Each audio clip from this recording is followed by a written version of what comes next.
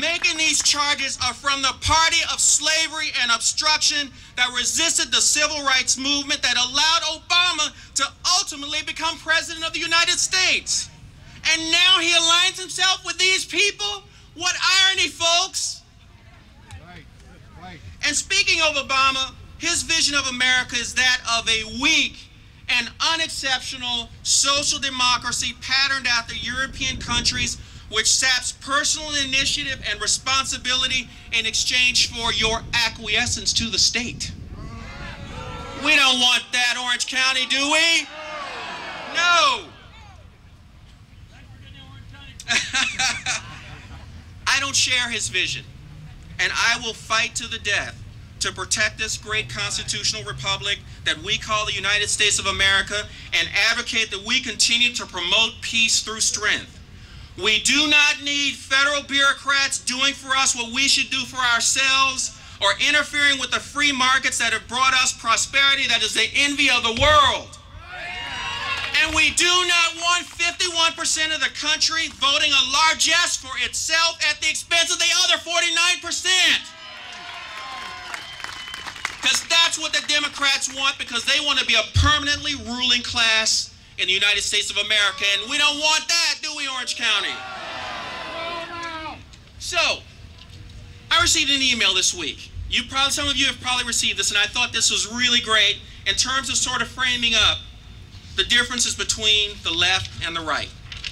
So here's what we got, and this is really important stuff. You know, if a conservative doesn't like guns, he just doesn't buy one.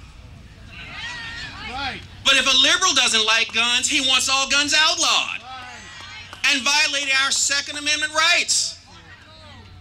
If a conservative is a vegetarian, he just doesn't eat meat. If a liberal is a vegetarian, he wants all meat products banned for everyone. If a conservative is down and out, he thinks about how to better his situation. But if a liberal is down and out, he wonders, who's going to take care of me? Give me some of that Obama money. Or they run down to the hospital, where can I sign up for my Obamacare? Woo!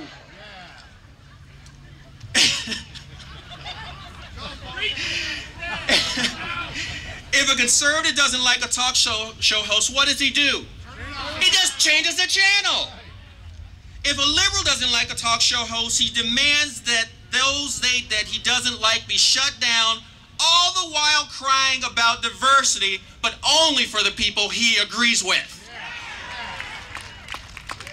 If a conservative is a non-believer, he doesn't go to church.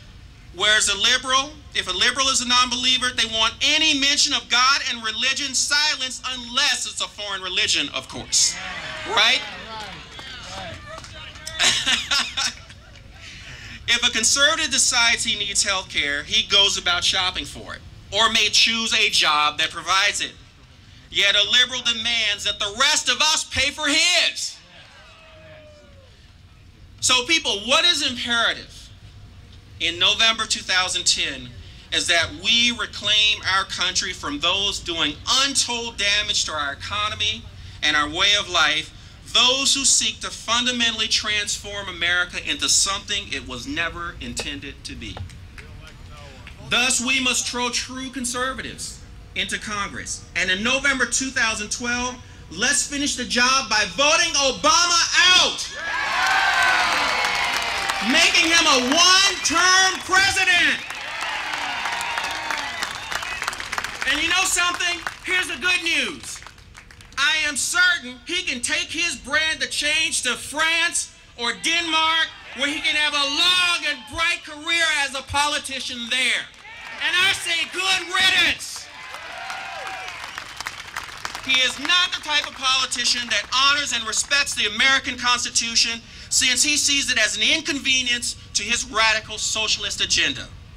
That's why we need to get the word out to all of our friends, family, and colleagues who will listen this November, that this November is the beginning of getting back to our roots as our founding fathers intended. This is a great republic, but it's up to us to keep it. So let me hear a shout from all those who are promising today to keep this republic.